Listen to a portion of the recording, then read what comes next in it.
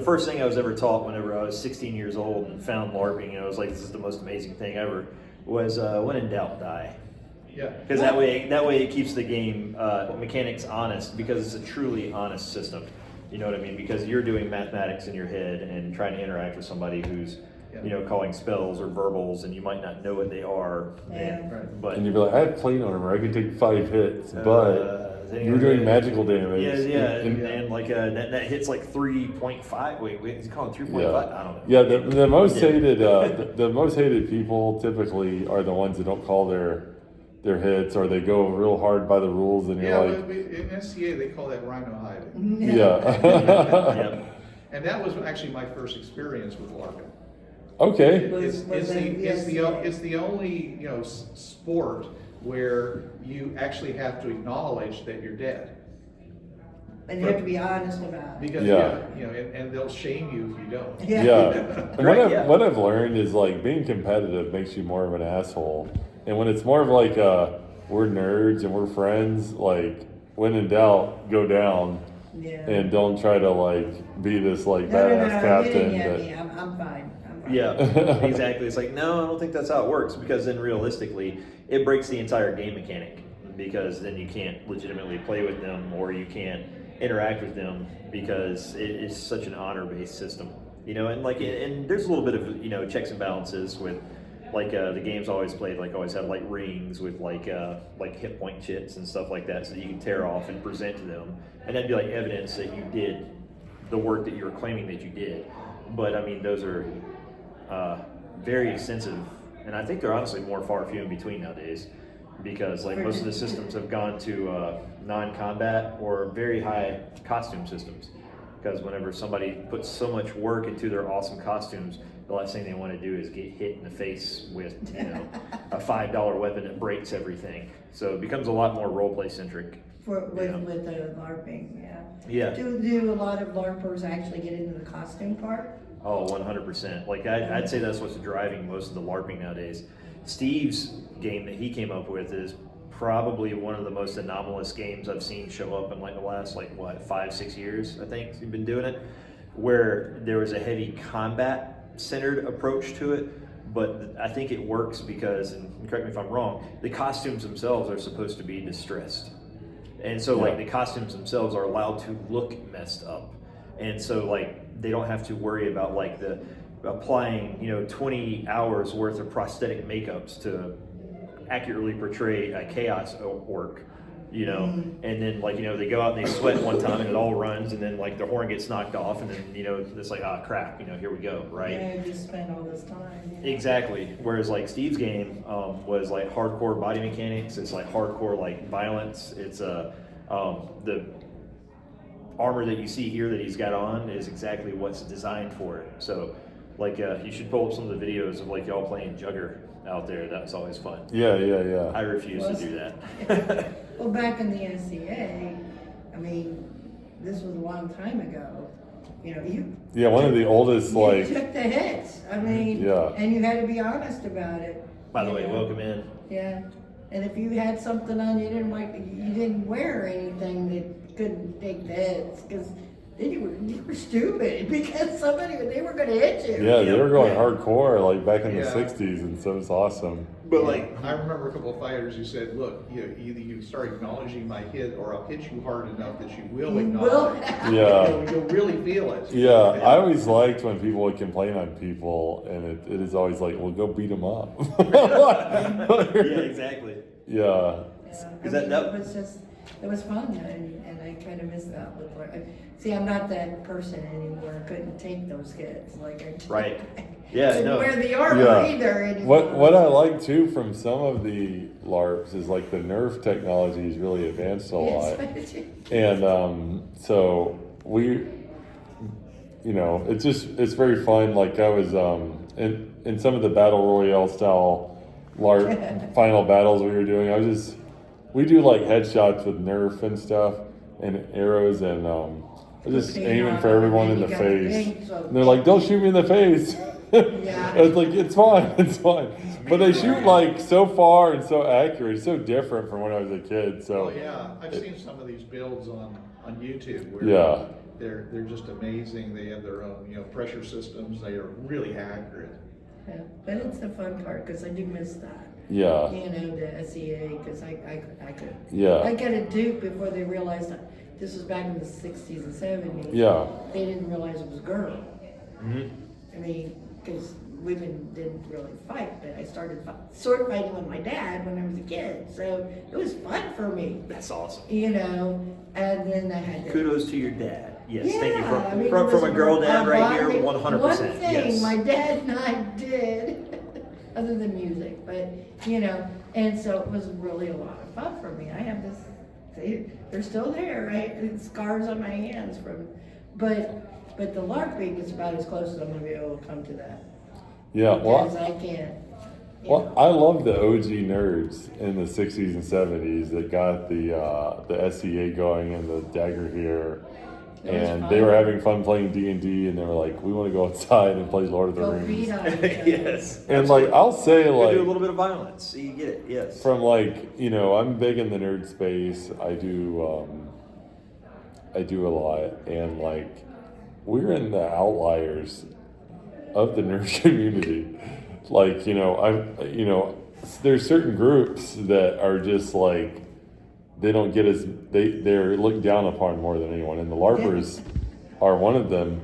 It's the most hardcore nerds, and I respect them. Maybe that's it. I was gonna say, no, I didn't think so. Yeah, But probably. like a lot of people, it's easy for people to play World of Warcraft or play D&D, but to wear a costume and go camp and bring your like wax covered medieval tent and put it up, Yeah, and like yeah, and have like 4 costumes for the weekend, and bring like your That's pretty hardcore, your yeah. cheese and like your bread you're gonna cut with a knife. Like, that's some hardcore stuff. Yeah. And like, it's not for every nerd. Yeah. And I remember I did like my first post-apocalyptic festival, because we didn't have like a Mad Max Fallout scene in the Southeast, and I was like, instead of going to California, I want to do it here. And I rented a junkyard for the weekend. That's awesome. Everybody is required to have tetanus shots I gotta say, Yeah. before they show up. it says, it says free tetanus for everybody. Yeah. And I remember like I did like a little video, and I posted it in the Dragon Con group, and I was That's pretty like, cool. and I was like, I'm so proud of everybody here. Like, we're out here at this junkyard in these porta potties, and we're like in our costumes. We're going to our torquing panels, our fire breathing panels. We're driving these go-karts drunk around this place, and like everyone's dirty. And I was like, there's no Westin, there's no Hyatt. We're doing it, y'all. So like, what I like is like the LARPers and some of the other festival people. It's like the hardcorest nerd. Yep. We are getting out there where people. I don't mind doing it all day, but God, I want my shower. I always like the intersection of it, because to me it was like, it's the most hardcore nerds, but it's also the ones that are willing to be the most extroverted, because like to literally take somebody that would be so comfortable in their house, like playing an online computer game or something like that, and then to put them in front of other people where they have to actually interact, talk, like And read that's verbal hard. cues and stuff like that. That's Like, hard for yeah. a lot of gaming people. I It didn't is. realize it for some of the people we- that play with us. Yeah. It's like, Some of my players are sufficient. I mean, they're very much, they In the umbrella. they literally cannot talk. Yeah. They And so- they'll type stuff into the chat window, because we're using Skype when we do our Yeah. gaming. Words are hard. Because they can't say it themselves. Yeah. Yep. And I'm like, And they don't have their just Zoom give me a person. little bit here, so I'll try to improve the narrative. Because Yeah. Tell me the words that you're trying to say. So then you take that and you add like LARP to it. It's actually been a lot of fun, because like a lot of the most interesting people I meet, and like a lot of the friends that I have that I've had for years, wind up being like interesting concepts on like the neurodivergent spectrum, where the concept of LARPs having social interaction rules. So in other words, there's rules of decorum. So in other words, I can read the rules, I can learn the rules on how I have to talk to someone, and then I can show up in a space and talk to them, and I don't have to worry about being rejected, or I don't have to worry about like saying the wrong things. I know that my character acts this way. They not only that, but they expect me to act this way, so I'm not strange, and then I get to actually still have physical interaction. So like personally for me, like I think LARPs are like a lost art, and they're actually like an excellent place for people to Yeah, practice there's not, I interacting. mean, these people we know, they're in Florida. And he does it around at DryCon, he does it at MomoCon, and he does it at ChinaCon, or not, well, Connuga.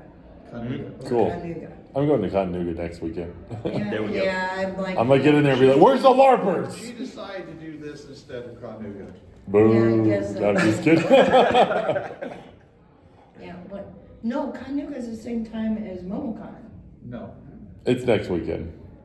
It's always in Mm, February. actually. MomoCon is It's in May. May 30th. Shattercon already happened. It happens over.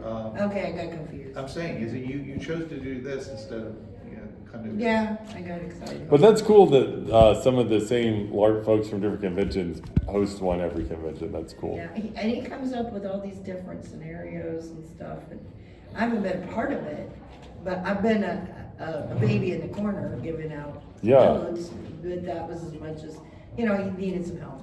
Yeah.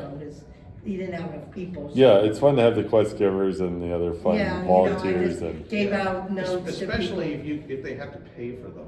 Yeah. It's like, oh yeah, I'll give you a clue. Okay, it's whether there's a token or whether they have to pay you real money or something like that. Yeah, they didn't have to pay me, I just sat. Well, I'm just saying is that then they, it lets the people who are, not up to speed actually get back in the game at a price, not a very reasonable price, like, $1.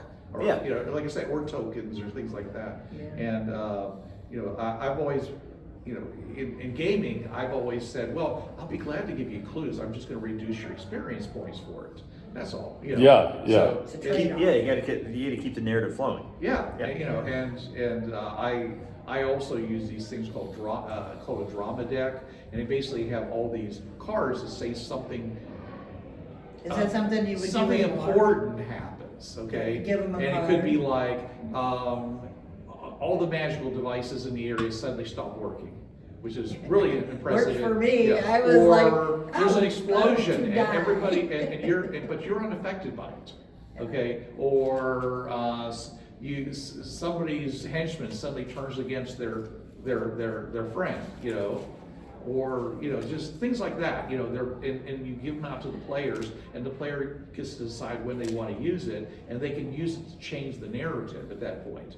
So suddenly the situation becomes radically different. And, we do it like, say, on tabletop, but you could also do the same thing in a LARP situation. If they Yeah. have this basically one-time secret ability that you could do to change the narrative. Well, that's where the player character comes in.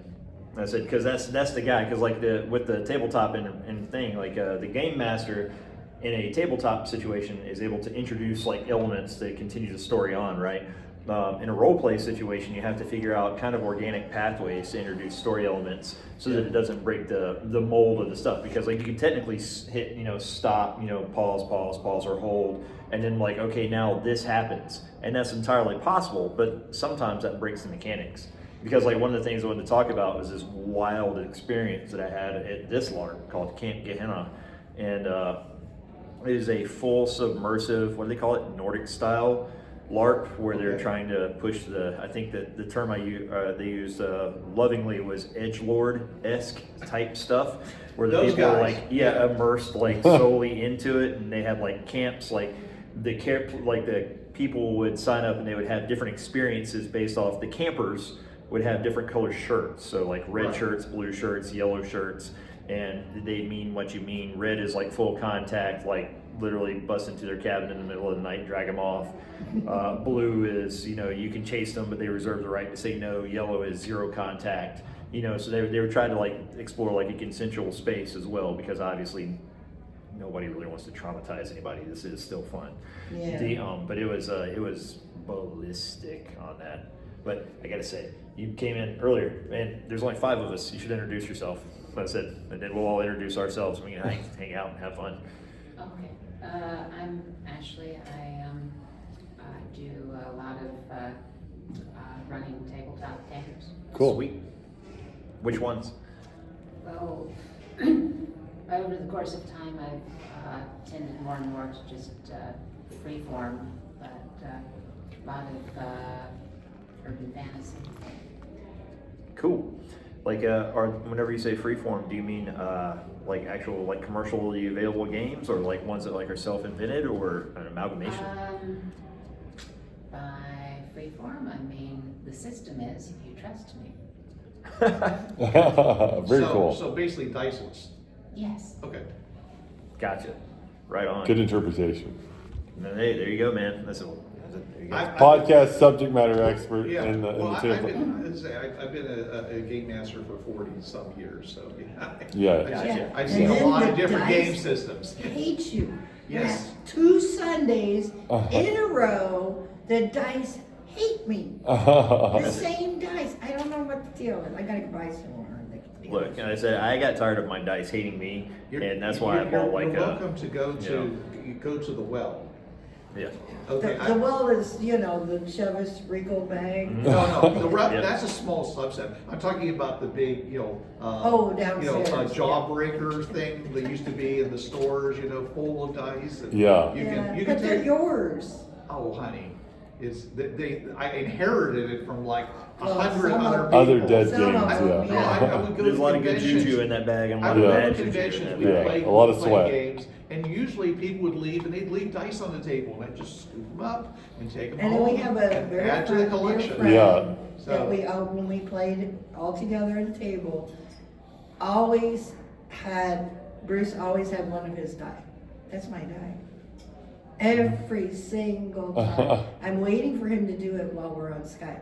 Yeah. Listen, I just I know you're in Idaho, but Yeah. that's my Yeah, dice. Every time he says online, he says, I can't find my 8-side. I said, oh, I'm sorry, Ken, I have that one. Yeah, now we I have have to. it. Yeah, I got it. Because every But, single time we yeah, play together. I'm Bruce, and this is Beth. Hello. And we're basically, just, gamers, and I'm a podcaster for gaming. So that's one of the, and we don't do a whole lot of LARPing, but we wanted to see what kind of stuff's being done And this is, today. you So know, that's one reason do you we're here. do it here locally in Atlanta? I said, so the two that I've been involved in, yes, have been reasonably local, because again, it takes such a logistical standpoint to like get out there and camp for Go a weekend and come in. somewhere, So like yeah. most of these things are kind of like regionally based, unless they're one-off massive yearly events like the Fallout Larps that are in California and stuff, and then people are coming from all over Ooh. the So you U.S. for like imagine one massive Burning Man-esque type thing. Yeah. Do You know. Fallout here locally?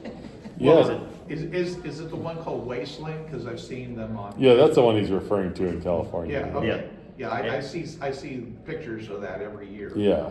And it's huge. So for me, like the last major LARP that I was doing repetitively was Coral Gate, and that was a direct child of Solar and Legends, and those are all like local Atlanta things, and all of them spun off of Nero, which was like a nationwide like phenomenon. Well, for a it little started while. up in New England. That's what the NE of Nero is.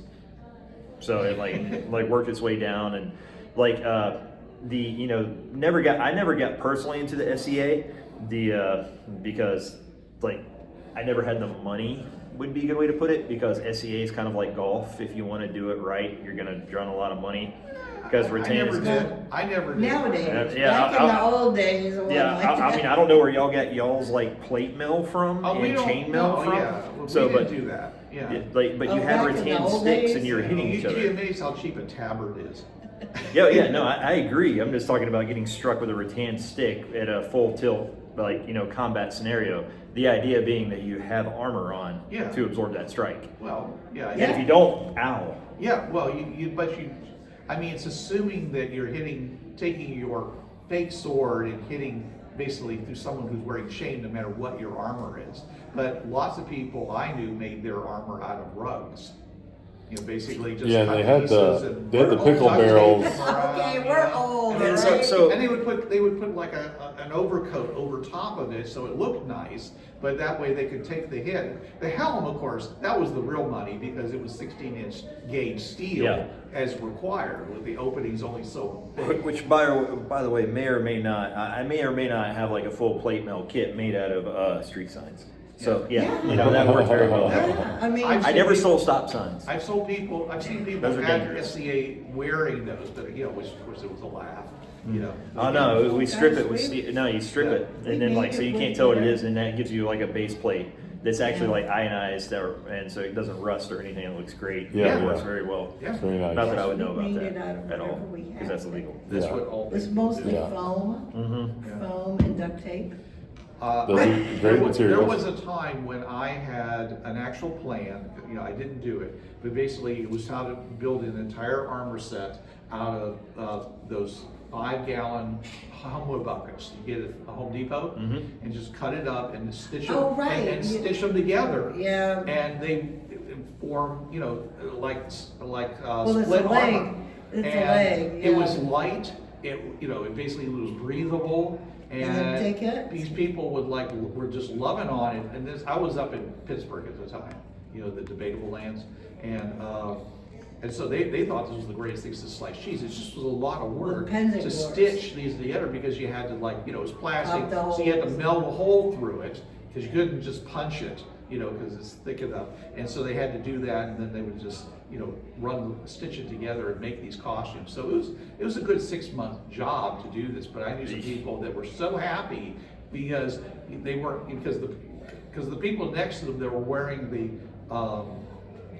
armor made out of rugs were just sweating a So, ton. oh my God. Those weren't letting any heat. Even the foam Correct. stuff is very. Which also brings you to the So, zombie and apocalypse. I have looked for my copy of that, it just got lost in the air. Because I was like, I'm never gonna do this, so, you know, meanwhile, people are like, where is this stuff? You know, where's the, I'm like, just, come on, how hard is it to figure it out, you know?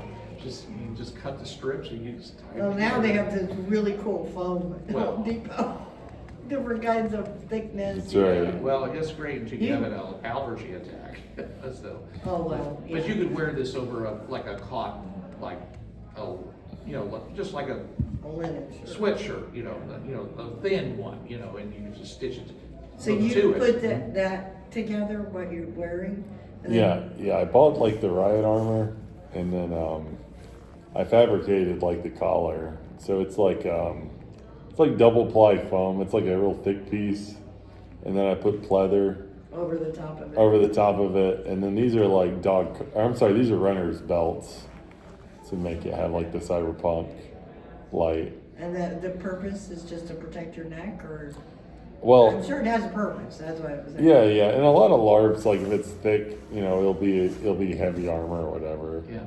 So Well, it answers one of the questions that a lot of people have, and they see these guys wearing these like really big collars. They're like, okay, so all you can do is see straight ahead, but you could turn your face to the right and the left, and your eyes can see just fine. Your mouth might be inside the protection. Well, that's kind of what you want. It is what Yeah. you want, but I'm just saying, most people, when they think about these kinds of collars, they think the person is like locked into place like a robot. Yeah. I have to turn my entire body to look right and left, when obviously you don't have to do that. So I'm Yeah. glad you have that armor. and what because- was funny about I'm having gonna take a this? picture of that if you don't mind. Sure. When I have people who tell this to me all the time. I was wearing this at Dragon Con, and I had made it right before Dragon Con, and so I was letting a lot of my friends that were rooming with me for Dragon Con wear it different days. And when I wore it, I was like, "Are these lights hot?" And I was like, "The back of my head is burning." But what it is it like radiates heat back and forth. It just keeps bouncing. Right, it doesn't go anywhere. It doesn't go anywhere. And I was like, "The lights aren't hot. It's just my head is, and there's nowhere for it to go." Yep. And the A thing is, little like, mini with- fan in there. Yeah, right. to your point on this, like this might be like an overly dramatized like neck collar or whatever, but in like in real like riot armor, then that's exactly what they do. They come up to like the base of the neck because they want to be able to protect the spine, and then you have a helmet on that protects to the back of the head. And the idea is that you can turtle whenever you're doing this, and then technically they can't strike the back of your head or the back of your spine Yeah. whenever you're actually in a real fight. Yep. So. Yeah. And nobody ever wore that armor in any of the Highlander shows. I was like, they're trying to chop your head off. Yeah, oh, but yeah. you don't wear any armor around your head. Yeah. Yep. I said, yeah, absolutely. I think there was like, yeah, no, you used to see the old Spaniard armor with like the one flare that came out this way, which I mean mathematically works out. It's like what, 90% of the human population is right-handed. That means the strike's going to come in from that direction. Yeah. So flare it that way, and you're playing your odds. So I get it. But like, it's a good way to put it. I've got like a lot of personal experience wearing that stuff in like real life, and legit like having the neck armor and stuff is important in certain situations. If you know you're getting into a fight, especially like a Could fist fight or something like that, possibly then be, yeah. you definitely want the neck piece on, you know, because even whenever like they issued it to me, it comes up very high and very thick and comes around the front. And then in certain aspects, whenever I was doing certain things, I would literally just what we call run slick, which basically means like the neck's coming off, the arms are coming off, and I'm just going to have my core on, but that makes me a little bit more fast.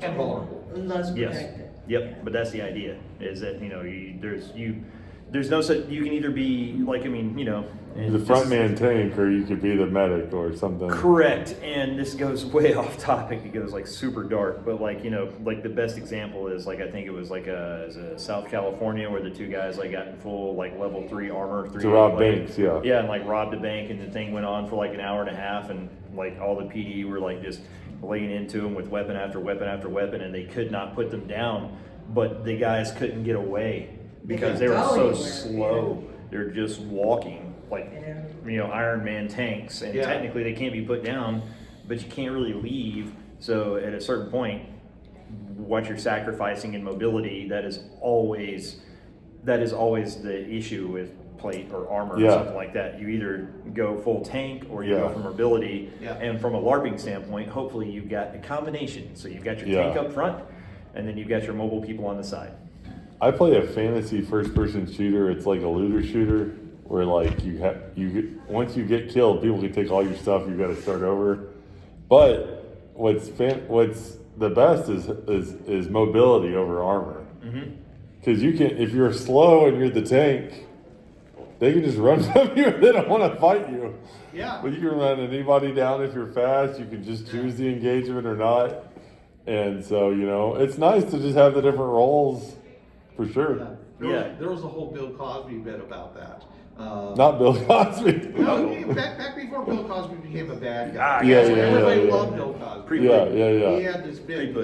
He said, Pre-pudding. he said he looked at the classic monsters, okay, and he says he never understood why they were so scared of him, because he says this is Frankie flat out, okay. This fast. Yeah. I'd be like, hey Frankie, how's it going? So he says the mummy's the same, except he's doing a sidestep. Okay, Yeah. so neither of those guys Right. are really dangerous. Why are Okay, everybody so right. scared? He says the one I was scared of was the werewolf, because he just like suddenly turn and then leap on you. Oh, He says yeah, that there you was- go. That was the scary one. So yeah. the Okay, mobility- Bill Cosby. All right. Yeah, no, man. Like I said, Oh, mobility Bill Cosby. is huge and legit. If you toss real body armor to people, like depending on what engagement they're going on, like certain times, like I would armor up fully, but that was whenever I was forced to do a full frontal assault, and I know it's going to be force on force. If I had the ability to use any type of like tactics or concepts or anything like that, then I was probably going to run light and basically depend on skill set, knowledge, and aggressive actions to get me through whatever I was going through. You know what I mean? But yeah, like, cause like you can armor yourself down completely and there's no taking away. That looks awesome. And I said, like, it looks cool. You know, they made a whole Punisher movie about it, but yeah. As it can be like, it My just wears you favorite down. Is Judge Dredd. Yep. You know, the latest one, Dredd. Yeah, I said where basically they just remade what was it? Escape the Block or something like that. Okay. Yeah. Yeah. Yeah, Pretty no, much. it was It was fantastic. a block war, so Yeah. I said like there's a Peachtrees, baby. no, it's exactly what it was. Like they I can't remember. It was like Yeah, it was a Asian film. Korean. Yeah, it was fantastic. The raid. Yes, the raid. Yes, exactly. Yeah. They just We'll have to remade watch that. for comparison. Yeah, it was but yeah. that Dredd movie is awesome. It's one of the Well, best. the original one had. I don't know. It still the was great. Side pieces that they finally had to take off. Yeah. The big eagle The thing. big eagle shoulder. 'Cause Yeah, you know, Yeah. well, I just watched a thing about that. That was one of Stallone's like ending career. He was at the height of his career when he got into that movie. He rewrote the script a bunch. He had never read Dredd. He wasn't going to read a comic book to start with, and created that comic character. And like, it was just a terrible rendition. But I love with Carl Urban or whoever. They really made that motherfucking movie's awesome. Yeah, Yes. because they went back to the source material Yeah. and played it straight. Yeah. Yep. They just Yeah. got rid of the shoulder piece. Yeah, they did. They made it. Not They made it working. more current for sure. Well, if you looked in the comic, okay, the shoulder pieces aren't actually attached anywhere. If you look at from the front, you say, well, they got to be attached to the back. But then they show them from the back, and it's not attached there, so it has to be attached to the front. So they don't really are attached anywhere. Yeah. So that was one of the big problems with the shoulder pieces. Yeah, it doesn't These translate to real Mondo life. shoulder pieces, yeah. So, getting rid of them was a good idea. Yeah, it was cool. And but they kept the things that really mattered, like the peacemaker gun that could change rounds Yeah. depending upon what you called for. You know, he didn't have the lawgiver motorcycle, which is basically like the judge's best friend. You know, it's his partner really when he's out there. You know, they didn't have that all in Dread because most of it took place inside the building. Right. Yeah. Right. Yeah, But, okay. But they did, I thought they did a really good job. I liked a lot of what they did with the original Dread because I've read the comic. I know what he's supposed to be like, and I can see how they were playing him for laughs. But, the people who loved the material didn't want it played for laughs. Correct. They didn't want a parody of Judge Dredd without there being a real Judge Dredd to compare it to. Like, I would say legitimately, it fell to the standard comic book death of the 90s, which was the people making it did not appreciate the source material. Oh, yeah. And as a result, like, they didn't take it serious, because the minute they started taking it serious, next The thing you know, minute he you've took got Marvel. The minute he took his helmet off, half Yeah. the people got up out of the theater and said, all right, we're done. Yeah. What are you doing? And they're like, well, we paying this guy $50 million to be in the movie. We want to show his face. Yeah, that is the standard superhero. And I love issue. that. I love that with the Halo Amazon Prime. Yeah. They're all Yeah, mad. yeah, Master Chief's taking his helmet off. And Yep. he's arguing with people on Twitter about it. It's Yeah. like 100%. that's Yeah, funny. I think we saw that. Didn't we see that? Which The Halo thing? Yeah, it's on at Prime. Yeah. I said, like, it's one of those. I saw don't that. think we have. You weren't interested in it because it's. No, I'm pretty sure saw it, and then at the end, he got reset Yeah. at what they showed, and he wasn't talking, and they were like, uh-oh, what reset did he go to? Or Yeah. something, yeah. Okay. I don't know. One thing from some highlights from me hosting LARPing for many years. I hosted like a Fallout LARP.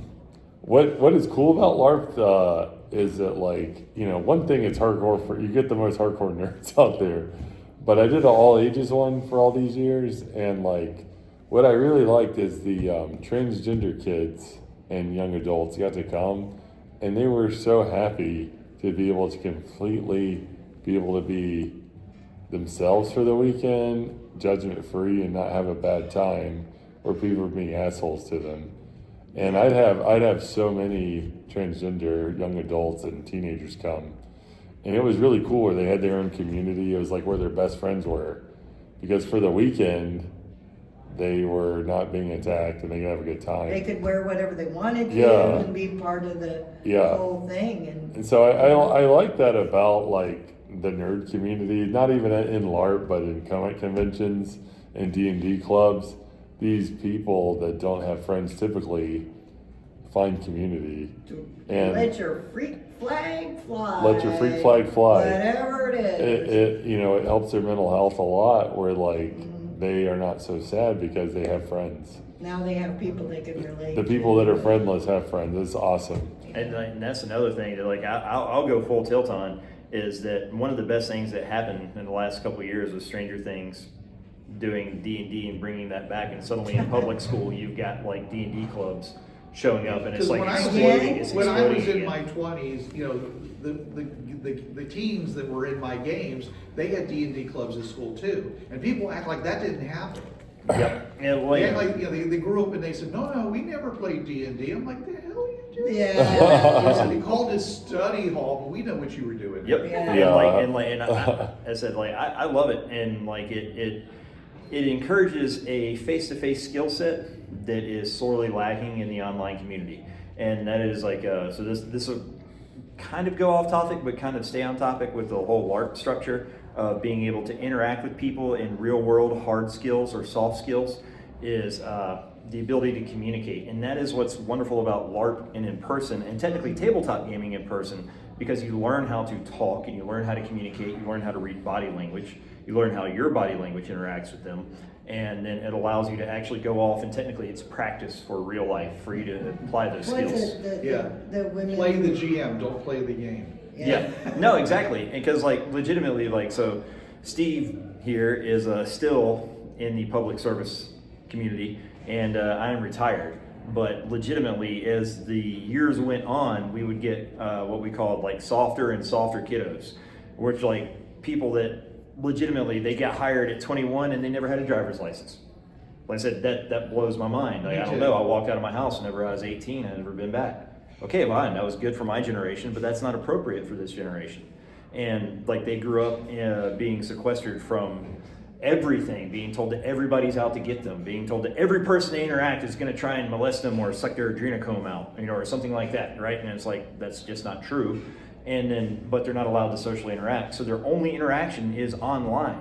So like they're used to texting, they're used to communicating, they're used to doing things like that. But then whenever they're like, well, I'm a ballsy But a bastard. very small group. Right, and at a certain point, they're like, well, I'm a ballsy bastard. I want to do cool things. I want to go be a fireman. And then like we'd hire them for fire school, and we could always tell who was in sports because sports includes direct contact, small peer group dynamics, and like the ability to interact with people and read verbal cues, and who came through a homeschool concept, and who basically like legitimately had some sort of like stunted upbringing, because I mean we live with each other for like 24 hours a day, you know what I mean? So you learn real quick which kid had a messed up upbringing, and you learn how to interact with all of them. But it was great to bring them up to speed and get them to actually have like a peer group interaction. And that's one of the things that I think LARP excels at, is it takes people that would otherwise not have the ability to feel comfortable talking, not have the ability to feel comfortable interacting, being their authentic self or anything like that, and gives them the place to actually go and explore those concepts, so that then they can honestly bring that back to the real world. And so like I like to consider, like in all seriousness, like just as a child on the playground is playing to develop skill sets to legitimately interact in a social situation, LARP is play for adults to develop skill set in a social interaction, because it's conflict, it's violence, it's aggressive posturing, and these are all things that happen in the real world. Conflict, Management and resolution. yes, Yes. that's where I was going with that. Yeah. That was- Absolutely. Yeah. Not that conflict is a good thing, but being able to handle or negotiate conflict is an important thing, because that happens. And the ability to play a role means you also have the ability to empathize with somebody else who is different than you. Mm-hmm. And I always like to say that like picturing yourself in that situation gives you like a visualization, right? So I know it's funny to say, but like, so you're in a LARP confrontation, and it's you versus like 4 people or whatever, right? And you're staring down the barrel of getting your character annihilated. And you've either got to posture, you've got to learn how to manipulate your physicality, you've got to learn how to be fast or something like that. And I'm sorry, that translates directly to real life whenever you're walking down the streets of Chicago and you're about to get rolled. And it's like, oh, okay, I've actually kind of practiced being here before. Yeah. Like I said, one of my defensive tactics instructors would always say that like, by the time you get to the fight, you want to have actually been in the fight 1,000 times. Like, and that's all in your head. So then it honestly feels like You already know the yeah, game. you've already been here. It takes on this almost surreal moment where like, oh, well, I've practiced this, I've seen this, I know how this happens, even though this is your first time actually physically encountering it. And that's how you develop muscle memory and respond. And again, those are all stuff for LARPs. I didn't realize when it was, the younger people today, man, I sound like an old fogey. No, But, no, we all are. At least I am anyways. I said, I don't know about the rest of you. But they don't know how to socially interact. No, and that's Because a they lost spend skill set. so much time online, Mhm. or just with their small group of peers. Yes, echo They chambers. don't know how to, they've been on a cell phone. I mean, and I'm talking about my own kid. Yeah, no. In a lot of ways. No, legitimately, like echo And chambers and things of that nature. And, it's the same way Steve was talking about like transgendered kids, whenever they come out and then they are playing for the first time at LARP, they're able to actually interact with non-transgendered kids and be accepted, or like practice this thing, and like oh, well, maybe I shouldn't show up, and immediately laugh and hug and lick someone's face. That's extreme. And that's not transgender kids, that's just anybody. Anybody, But like, yeah. legitimately, but people on the neurodivergent spectrum, like most of the time, they're not going to be making physical contact, they're going to be lacking physical contact. So like, it can actually teach them the opposite of that, where they can And I actually think- learn how to shake hands, make eye contact. Yeah. They're, because The in their head, they're playing neurodivergent their character. It's hard. Yes. Because the eye contact, and we get Caitlin, it's like, words are hard. I mean, she wants just great ideas. She's really smart, she's very creative, but she has so much trouble putting in And words. words are hard. And, Finally, she and of just- course, I turn around and say, Caitlin, what are you doing? And she's like, Yeah. she was typing like crazy, I guess we stuff in should- and it's just, everything shuts down. I have to go, Yeah. I'm sorry, okay, just What take I like, your time. what I like about the new generation of social media is that like so many people that are bad socially put themselves out there speaking on live or making videos because they're like, I suck at talking, speaking publicly, and I can practice putting myself out here Yeah, for it's a whatever good thing. reason, and now I can, and I do that myself. Like I'm such a better public speaker. I say a lot typically, and I've gotten so much better over the years. Well, he had me editing podcasts, initially, Yeah. with the three of them. Oh. Yeah. And sure, I'm sure you're I such a know better that. speaker after having your podcast. Well, at that, but also editing all those ums and stuff raises our apparent intelligence considerably. Yeah, When you after I don't- edited when you them all don't have out, they those- sounded really you smart. don't have Yeah, those, right. You sound like you're so confident and everything is together. Listen, Yeah. man, like, I know it sounds funny, but like, life is a giant hustle, and that's the number one thing Larp teaches you, is if you can walk the walk, most people assume you can talk the talk, and then they take you seriously. Yeah. they will That's take you how I as got my serious last as two you take jobs. yourself. My Yep. last two jobs happened because they said, can you do this work? I said, absolutely I can. I had no idea. My man, that's what I'm I talking knew about. I could learn, and the first case, they said, can you program in DBase? If you remember what that used to be. And we'll just call any language you want to. And I went downstairs, when the interview, went downstairs to the bookstore, bought myself a book on it, read 400 pages that night, came in the next day and started working. Yes, I can. That's how I got started as a programmer. So, and which brings me back to exactly, like, I want to quote like a personal mentor of mine, and his name is Ice-T, and he said that if I can pimp my way into someone's mind, then I can definitely pimp my way into this job. And I was like, you know what? That's so profound. Absolutely. But that's legitimately exactly what you're talking about, is that life is a confidence game. And that half the time whenever you're talking to someone, if you can just exude confidence, and they will buy into what you're saying. And I know it sounds terrible, but like whenever you're selling a TV, I'm not selling a TV, I'm selling myself. So you're not buying a TV, you're buying me.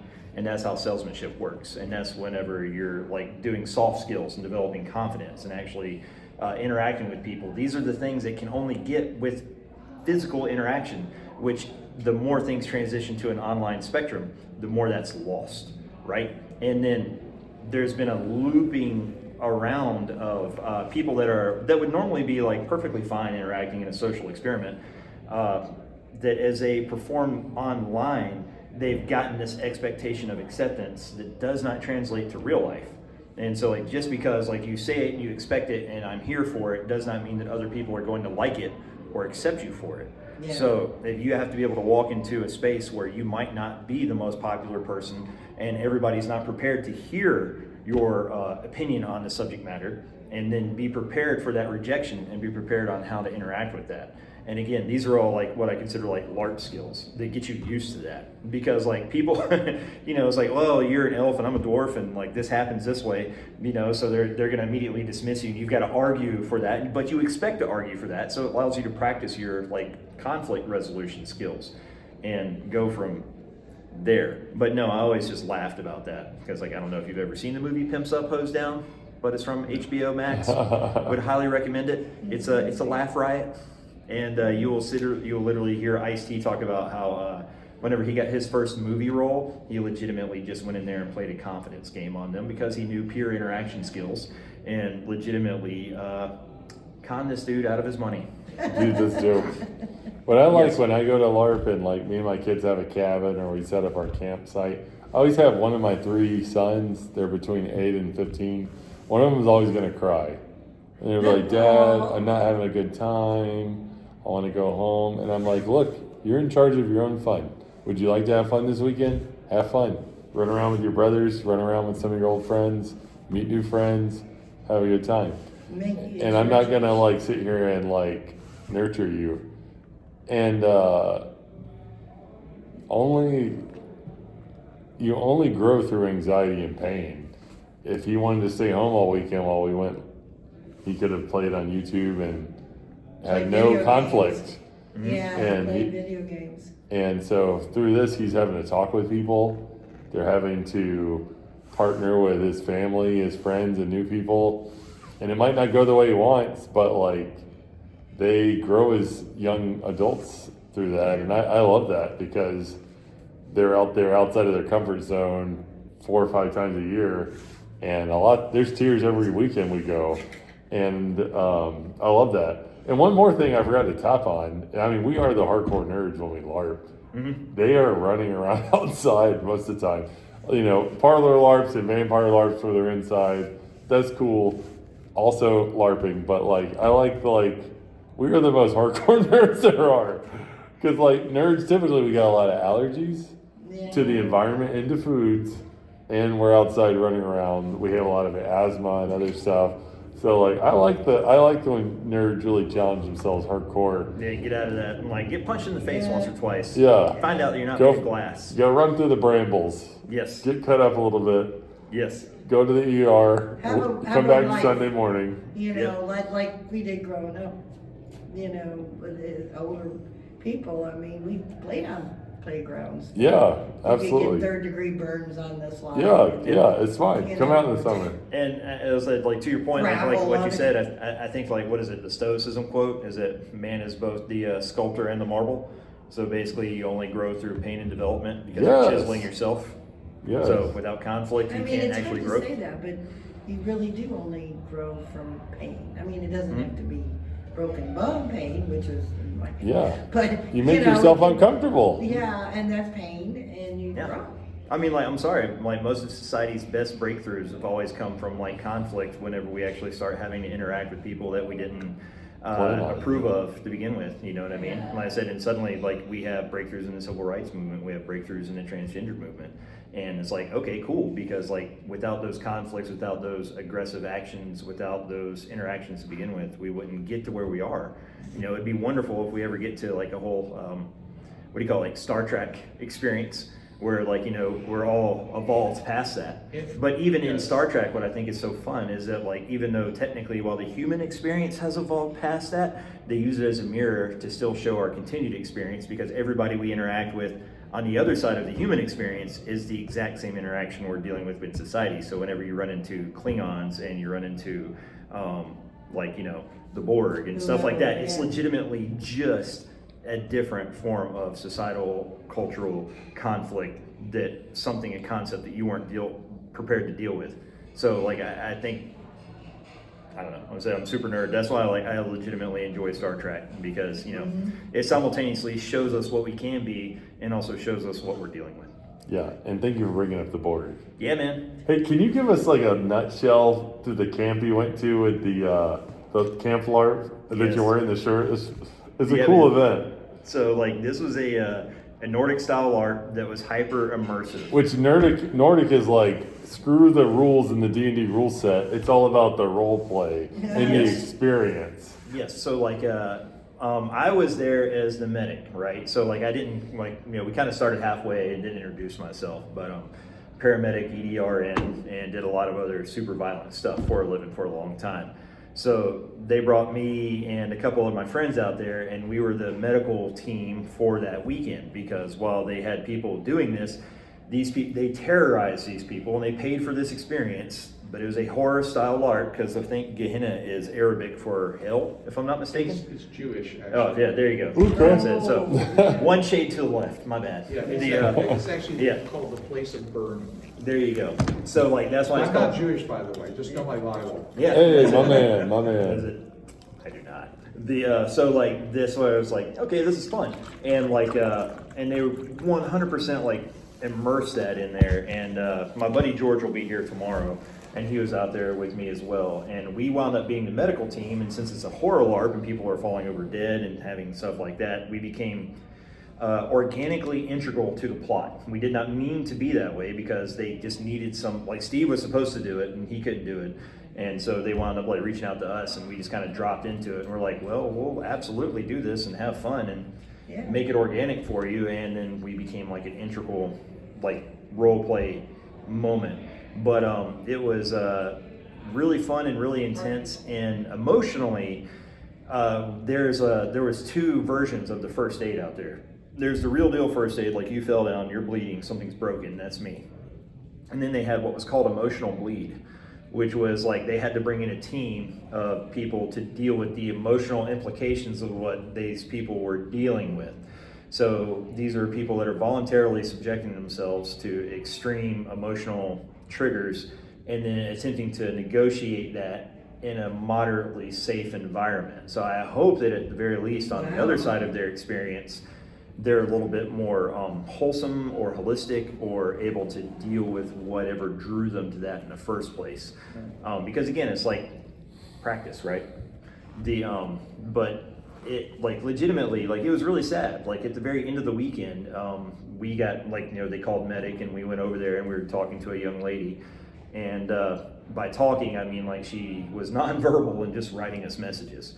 And I'm gonna be honest with you guys. Listen, I've been doing this like real deal emergency stuff, like babies being blown in half for like 20 something years. So sometimes it's hard to bring myself down to somebody having an emotional crisis as opposed to a physical crisis. Yeah. But she was having an emotional crisis, and she had not made the friendships or the connections that she had expected to encounter that weekend, and that's what she had signed up for. So she was very bad, very upset, very depressed. But luckily, since this other team was there, and I can't remember what their name is, but they specifically focus on emotional bleed, like which basically the repercussions of the stuff that they've been playing with. Effectively, think of them as counselors. Yeah, they're on-site counselors. That's what it sounds like. Yeah, and so like they were able to like walk them through that and like bring them down and help out. And I was like, that was really good. But that goes towards that practice, because even though it was, I guess, somewhat of a negative experience, she put herself out there. She experienced rejection, but then at least had someone to at least rely on to help her transition back through that. So hopefully, next time if she chooses to come back, maybe she'll know to interact a little bit more, know to put herself out there a little bit more. You know what I mean? Because it's at their core, people are people, and you have to talk to them. Yeah. Yeah. So- I just noticed that so many young people, since they're on their phone or they're typing on the computer and stuff, they really don't have a lot of personal interaction with other people. No, it's really funny to say, but like, and I'm not saying like these are always the attitudes that we're looking for, but usually in the fire service, we can tell the ones that play sports. Because like at a minimum, sports require physical interaction, team bonding, small peer group dynamics, physicality and things of that nature. So you learn how to identify who is the person calling the shots, how to make your voice heard inside of a group collective without being disrespectful to the person who's in charge. And these people usually integrate into these a lot simpler. Like Steve probably has this banner now since I've left, but whenever I was there, they would quite frequently give me the oddball kids. So the ones that would come to the firehouse that were legitimately like, at the time, like trans, like the first trans fireman that we hired, like he came to me, and then like the first like couple openly gay firemen came to me because they knew that I was like much more chill and on the spectrum, and I like was able to communicate very well and legitimately just held them to a hardcore standard. I was like, no, man, we're going to do the right job. Whatever here. you Yes. are, But I was still a com- fire person Yeah. is a fire person. Right, and- Doesn't matter what, you know. Exactly, and the issue is that like knowing where I came from and all the nerd stuff that I did, you know, because like for the first 20 years, like what, 15 years, I had a 4-inch mohawk and legitimately would tell my bosses to fuck off perpetually because I don't care. I just like whooping ass and doing cool stuff, and I was like, they're gonna pay me to do this job. This is an amazing job. I want to do this job, and I just wound up being accidentally good at it. And so like other people that came to that, they would put them there, and so that would give us a chance to like help them grow in that environment because we need people, man, you know? So like I'm not there to chase anybody off. I want people because like it's important, I think, for any emergency services to be reflective of the community that they're serving. So, you know, problems happen when it's nothing but freaking white cops in an all white area. And problems happen whenever it's nothing but a bunch of males in a demographic where there's men and women. So like legitimately the emergency services should be reflective of the community that they're serving. So like if you can do that, then a lot of your conflict goes away automatically. So Totally. So I have definitely inherited your role. hey. I have like I'm the boss of the mentor program on my shift, and with also the hazmat team on my shift, which is funny because hazardous materials is not a traditional fire department thing that people sought after. It's like for the nerds. Yes, the fire, like And the I nerds love of the fire department. I Yes. love the post-apocalyptic fiction, so I love hazardous materials because a lot of it's with radiation but I get a lot of the people that come from like they have glasses, they have never worked out in their life, and they're nerdy, and they're like, they look like you. We're gonna assign them to you. So I do like that because it is funny. It's very much what you said. But I remember when me and Robert here weren't always friends at the fire department. All true. And I remember he like saw I was trying to invite people to my LARP at the fire department. I was like, yeah, I'll just invite everybody. I'll be more membership. And he was like, Crawford, you're letting your nerds spill out. Yeah. And I was like, I didn't understand it, but he was like, you don't need to tell people that you're nerdy. And he's like, it's not going to help you here. And like, I was like, no, it's like not a big deal. And he was so right. They started calling me the LARPer at the fire department. That was my nickname. And people always be like, did you go sword fight over the weekend? Yeah. Because I would invite all the firefighters. And I'll tell you, I mean, I've been LARPing for, 14 years, whatever. I only had one firefighter ever show up outside of Robert. And and putting my reputation on the line, and I was told, we were not promoting you because you're immature. You wear costumes and you sword fight. That's legit. It hurt my For a long career time. badly. I had to reinvent myself and lie and say, I don't go to Dragon Con, I don't LARP. And I had to make 2 different social media accounts to show that I don't do these things until I got to such a high standing. That's shameful that they treat you that way. And that, but that's real life, what I've found. That's in a lot of workplaces. And now I'm in such a high position, and my social media has exploded to where it's like, Yeah, tell them what they tell you now. About you being the number one reason that they're recruiting and the people are coming from California. no, I'm like the poster boy for my department because the young people identify with me. I recruit so many people from all over America to my small Clayton County department, and nerdy firefighters relate to me so hard because they're on the outside, but they see me and it makes them feel good that I can talk about mental health or video games or LARPing or whatever, and they're like, oh man, I don't let my crew know I do this. But so it came full circle, but Robert was actually right as a mentor of being because I knew that me and Robert liked a lot of the same things. We were both had a punk rock background, plus we were nerdy as hell, plus we were masculine firefighters. It's you don't get that a lot, I didn't like him.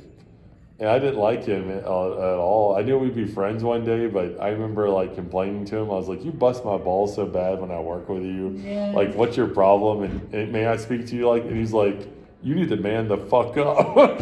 And like, Yes. you need to like put your nerd back, and like, it was very true for the time, but it's come full circle. So I do like to celebrate that, like, I'm at such a good position now. A lot of people would be very happy to be where I'm at in my promotional cycle.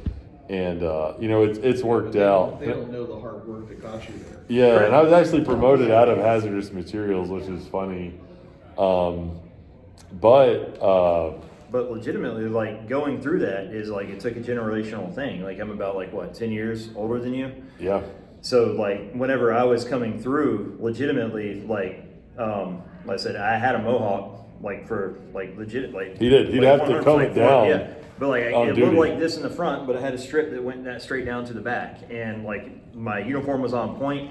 And one of the things that I would have to cultivate whenever I would find people like Crawford is I was like, look, man, you don't get to show up day one and being like letting your freak flag fly.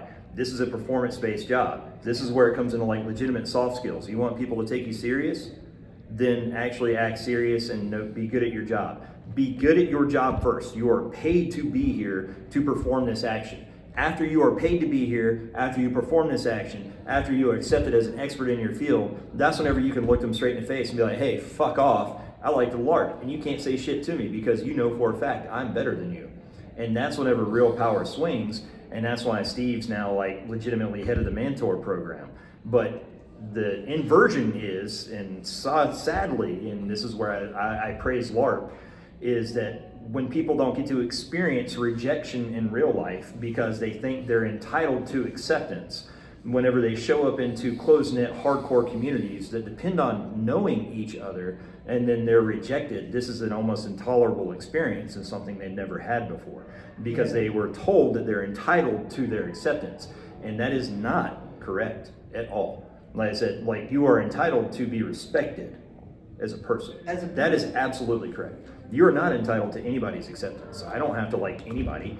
That's kind of what we're all built on. All I have to do legally is just leave you alone if I don't like you. And whenever it's a peer-based dynamic where you have to interact with people, that means that you have to be accepted based off of your capabilities at a minimum. Because if you're going to be weird or strange or odd, then you've got to be good at what you do. And that's legitimately it. Like, Steve can tell you, I was really good at what I did for a really long time. Oh, yeah. And as a result, I was able to carve a pathway for other people to come through. And that's kind of like how it goes. And that's a lot of that skills I learned with LARPing. Like I said, just being out there in the public doing it. So I'm always all about it. And I plan on my daughter's 10. I plan on bringing her to LARPs here shortly. So Yeah, that'll be fun. So I'll give you all a little bit of nutshell about my LARP experience real quick. I hosted my own I made my own thing called War with Friends. It was like a combat game, not a LARP. awesome. But it was really fun. It was like a paintball, foam fighting fusion, Be right back. capture the flag. And that was really fun for 4 years. And I remember my top game had 20 people in it. And I had I had 100 people in my Facebook group, and I was so excited. And then, but I was like, I want to make a bigger, better game, and I made like the Fallout Nukelanta. And it was like a Fallout base Atlanta LARP, and it instantly blew up, super big, because it was not based on an independent game. It was based on a franchise, which is Fallout.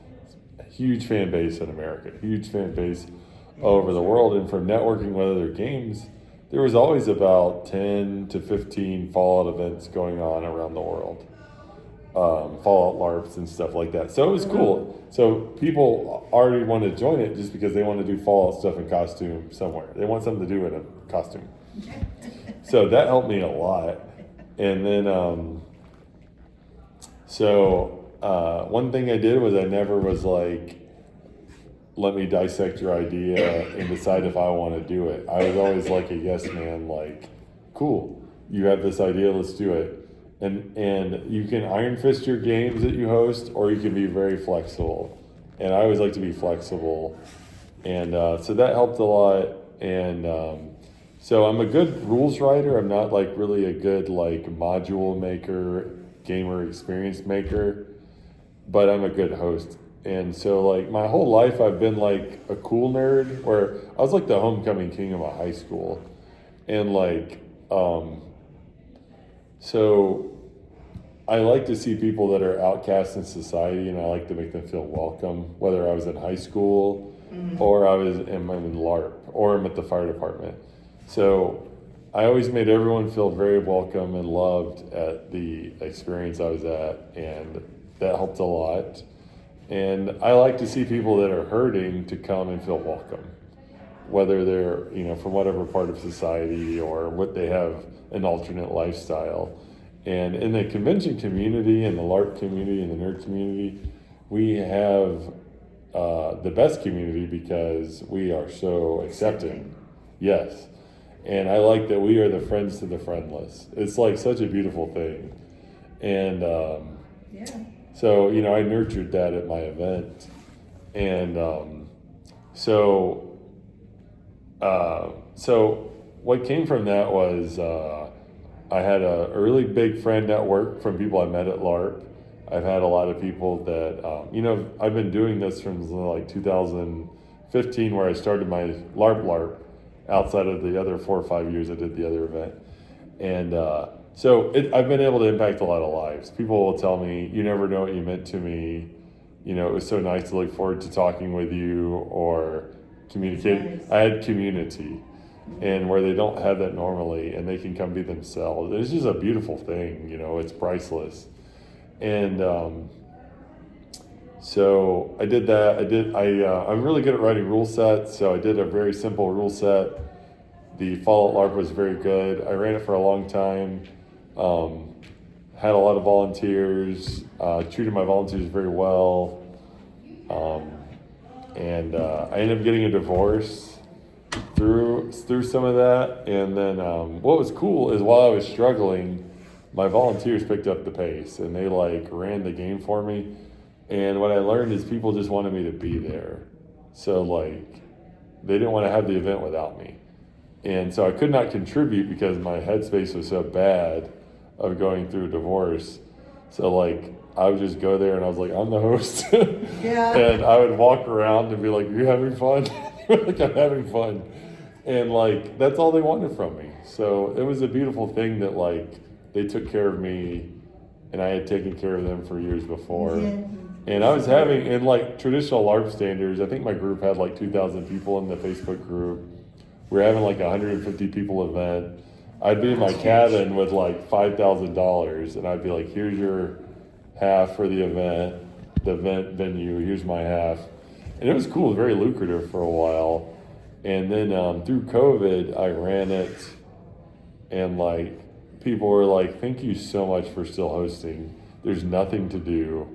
And we're outside, we're not touching each other. And me and the kids still have something to go to. And it was an all ages event for the beginning. And we would only have 20 people events, 30 people events, but it was so fun to have something to look forward to. For COVID especially. Right. So I kept it going for a long time. And I have 3 sons, like I said, so it was so cool.